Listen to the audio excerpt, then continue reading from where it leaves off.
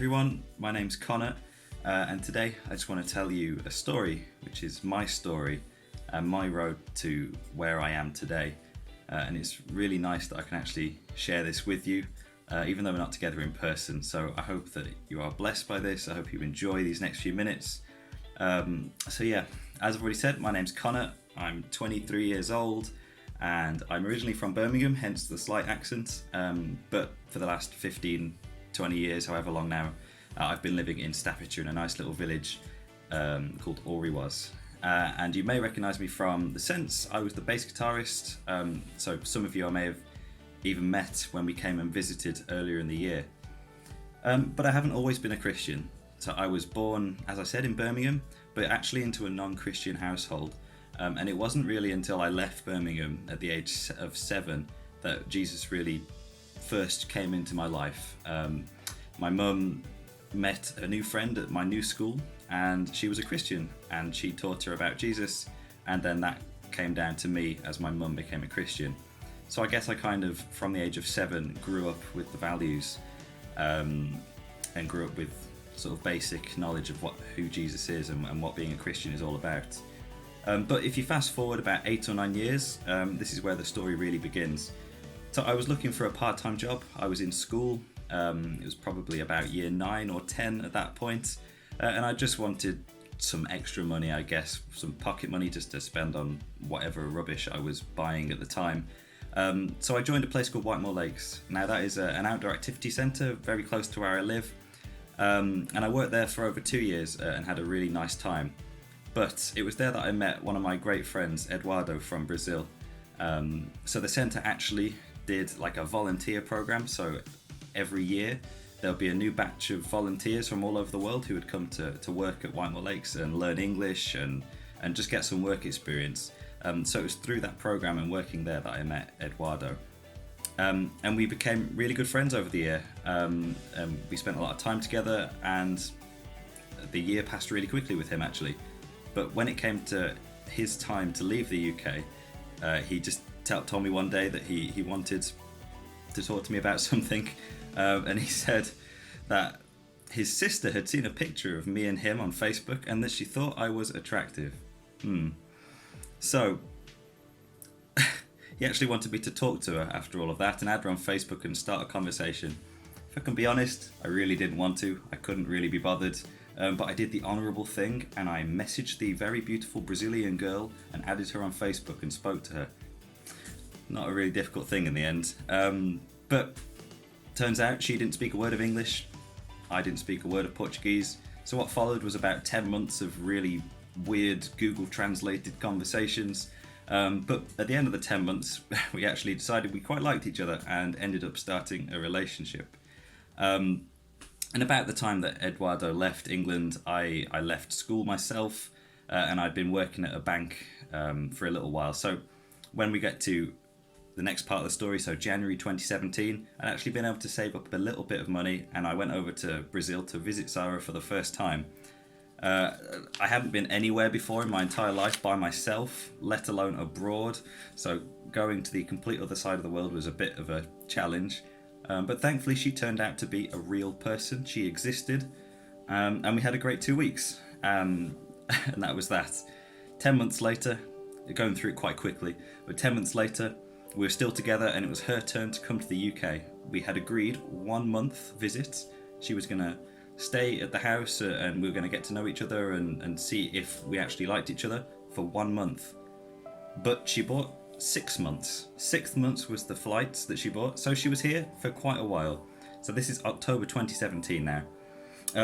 But she came and we decided that it would be a good idea to start doing some things together. So we went to church, and we went to a church called Coton Green Church. Now this was a church that her brother went to in the UK, and it was there that I met James, who's another one of my great friends, but he becomes important later in the story. All of this will make sense later on.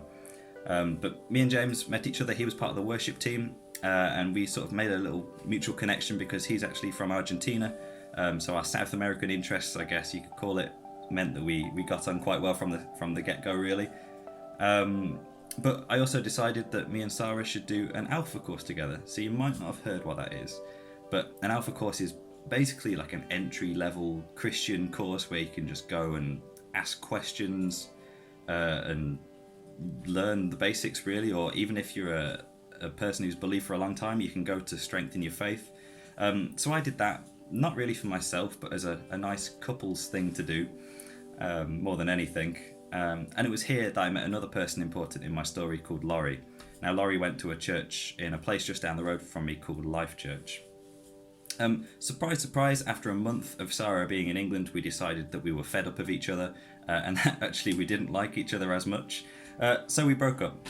But that led to 6 months of very strange conditions, because she had to live in the country for another 5 months at that point, and it was all very strange. But it was really in that difficult time that I really was able to commit my life to Jesus, because I completed that Alpha course, and I also got playing in the worship band at this church, Coton Green, and it was a difficult time, don't get me wrong, but it was also a time where my newfound faith in Jesus really helped me through. But after those 6 months had passed, Sarah left in October 2018. She left in April 2018. But in October 2018, myself and James were looking to move church. So we'd been at Coton Green for a few years, but for one reason or another, we just needed to move on. And actually, I remembered when we were talking about it that I'd met Laurie at Life Church, and I'd met Laurie at the Alpha course, and that she'd recommended that I go to that church. So I went to it. It went really well. It was a perfect fit, and I really got on well there. And I quickly settled in and was playing with the worship team and just really settling down into this new place. And it was great. I'd found a church family, and I was growing loads there. I was still working for the bank at this time, so 4 years have passed since the start of the story. I had a really successful time, and I'd planned my whole life around this bank, actually, if I'm honest. I was going to get promotion in this year. I was going to buy my first house then. I was going to meet my future wife in this year, and my whole life was planned out around this working for this bank. So I had no intention of ever really changing anything in my life, really. But one day I went into church, and James, who we were both now going to Life Church, came up to me and said, "Connor, Youth for Christ, they need a new bass guitarist for next year. Do you want to do it?" Now, I already knew about this because I actually met Frankie, and you guys may remember Frankie, the bass guitarist from the last 2 years. So I met him a good few years ago now at the old church that me and James used to go to. So I knew what it was and what it involved, and what it would mean for me. But as I said, I planned out my whole life around working for this bank.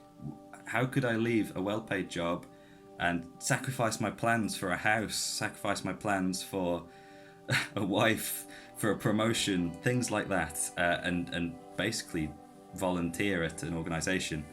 So I didn't really want to at the time. It didn't really strike me as something that I felt like I could do. And in a way of shutting down the conversation, really, I said to James, not really. I could only ever do that if I lost my job or if I was made redundant. So, again, surprise, surprise, funnily enough, 2 weeks later after I said that, I didn't think anything of it, but I walked into work one day, and what happened? I was made redundant. I was told that my job wasn't needed anymore and that I would be leaving very shortly. And then what happened after that was that I applied for the Sense. I realised that, well, I'd said this. I said I would do it if I was made redundant, so I've got to go and do it now. So I applied for it, and I got the gig, and I've just had an amazing year, albeit cut short by the coronavirus, but an amazing year with the Sense. So, why have I told you this quite long-winded and random story? Well, it's because I want to show you that Jesus works in all of our lives in many different ways, even if we don't see it, or if we don't even think he's doing anything, and even if we don't even believe in Jesus, he's still working. Take my story, for example. If I hadn't worked at Whitemore Lakes, I wouldn't have met Eduardo. I wouldn't have met Sarah. I wouldn't have learnt Portuguese. I then wouldn't have gone to that church and met James, who then wouldn't have told me about Youth for Christ. If I hadn't have done Alpha because Sarah came over to England, I wouldn't have met Laurie, who told me about Life Church, which means me and James wouldn't have gone to the same church at that point to even be told about Youth for Christ. If all of these little situations that link together hadn't have happened, I wouldn't be where I was today. And for me, that is just Jesus, that is God working, and it is amazing. But none of it would have happened if I hadn't have started off that process or gone to this certain place, and it's amazing. So you might think that God's not working in your life right now, but he is. You just might not see it right now, or it might not be being revealed to you, because actually what happens quite often is that God doesn't reveal things to us until we're ready to know what's happening. So if you'd have told me 3 years ago, for example, that I would have ended up leaving the bank and taken a year out playing in a band, I wouldn't have believed you. I wasn't even really a proper Christian back then, so I wouldn't have believed you, and I wouldn't have been ready to handle that. But God revealed that to me at the right time, and I like to think of it as a jigsaw puzzle. So if you think of your life as a jigsaw, and each little piece is a part of your life, but as you put the picture together, you're not really sure what's happening as you start. It just looks like a couple of pieces clipping together, and you're not sure what the bigger picture is. But over time, as time passes and you put more of those pieces in place, it starts to make sense, and you start to see the bigger picture. And then one day when you're ready, it is revealed to you and it makes sense, and you see it. You see what he's doing in your life. So I really want to encourage you today that God is working in your life, even if you don't think it or see it or feel it. Even if you look around you and see other people, or you've seen them on the internet, or your friends even, that are having big Jesus moments, should we call them, and you're thinking, well, where's mine? He's preparing you for yours. Yours is on the way. God is preparing it. It just might take time, and it might take a little of these pieces to be put into the puzzle that all link in somehow.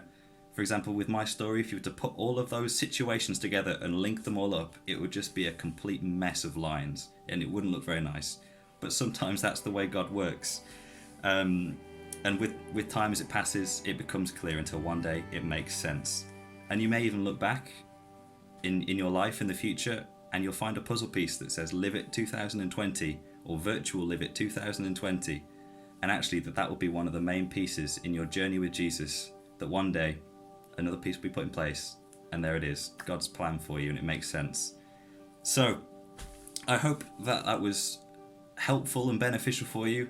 I'm sorry that I went on a little while. I just want to leave you with a Bible verse that is really special to me, that is a really encouraging one just before I wrap up. And that is from Jeremiah chapter 29 verse 11. And it says, "For I know the plans I have for you, declares the Lord, plans to prosper you and not to harm you, plans to give you hope and future." And that is really true. God has the best for those who love him. And if you trust in him and if you give your life to him, amazing things can happen.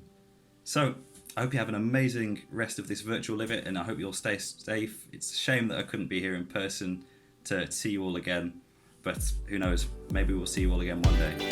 Bye!